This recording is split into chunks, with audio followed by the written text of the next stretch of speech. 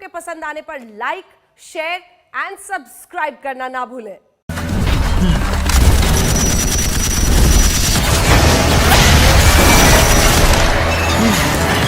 PUBG दोबारा भारत में शुरू हो रहा है। अब आप पबजी खेल सकते हैं।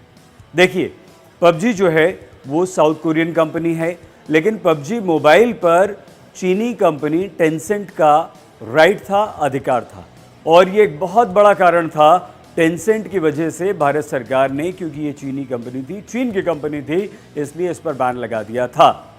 अब साउथ कोरियन कंपनी पबजी ने चीन की इस टेंसेंट के साथ अपने सारे करार, सारे समझौते तोड़ लिए हैं। इससे ये कंपनी अलग हो गई है और अब ये भारत में पबजी मोबाइल गेम लॉन्च करने वाली है।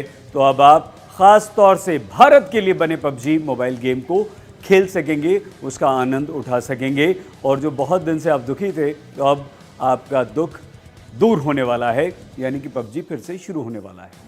सिर्फ इतना ही नहीं, इस साउथ कोरियन कंपनी ने भारत में $100 मिलियन यानी कि लगभग 7.5 अरब रुपए निवेश करने की भी एक योजना बनाई है।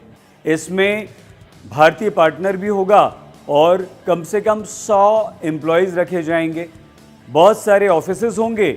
इसके अलावा पबजी को अब भारत के लिए ख़ास तौर से बनाया जा रहा है। तो जो गेम होगा वो हमारी ज़रूरतों के हिसाब से या भारतीय परिस्थितियों के हिसाब से डेवलप किए जाएंगे। उसके जो कंटेंट होंगे वो आपके और हमारे अनुसार होंगे, शुद्ध तौर पर भारतीय। और ये साउथ कोरियन कंपनी पबजी ने फैसला कर लिया है, इसके लिए तैयारियां शुरू कर दी। इंडियन गेमर्स के लिए ये गेम कस्टमाइज्ड होगा। यंगर प्लेयर्स के लिए कंपनी इस गेमिंग ऐप में टाइम लिमिट सेट करने का एक फीचर लाने की भी तैयारी कर रही है। भारत में पबजी मोबाइल इंडिया जो लॉन्च किया जा रहा है उसमें चीन की कंपनी टेंसेंट का कोई रोल नहीं होगा, कोई पैसा नहीं होगा, हिस्सेदारी भागीदारी कुछ भी नहीं होगी। सीधे सीधे पबजी ही ये गेम इंडिया में लॉन्च करेगी, यानी कि चीन का इससे कोई लेना देना नहीं है। डेटा सिक्योरिटी को लेकर पबजी कॉर्पोरेशन ने कहा है कि डेटा लोकलाइजेशन को फॉलो किया जाएगा और ट्रांसपेरेंसी हम मेंटेन करेंगे। अब आपका सारा डेटा पबजी के पास चला जाएगा, तो कंपनी ने एक स्टेटमेंट जारी करके साफ तौर पर कहा है कि ये हमारी जिम्मेदारी है, ये प्रायोरिटी है कि हम डेटा और किसी भी तरह की जानकारी को लीक बिल्कुल नहीं करेंगे और इसके लिए हम समय समय पर रेगुलर ऑडिट भी ज़रूर करते रहेंगे। इसमें video game, e sports, entertainment और IT इंडस्ट्री के लिए भी इन्वेस्ट किया जाएगा। कंपनी ने यह भी कहा है कि किसी भी कोरियन कंपनी द्वारा भारत में किए जाने वाला ये सबसे बड़ा इन्वेस्टमेंट होगा, $100 मिलियन। इसके दो फायदे होंगे।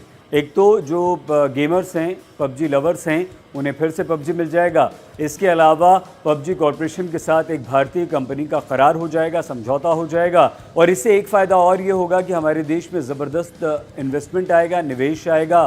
कंपनी खर्च करेगी पबजी कॉर्पोरेशन $100 मिलियन, मतलब 7.5 अरब रुपए।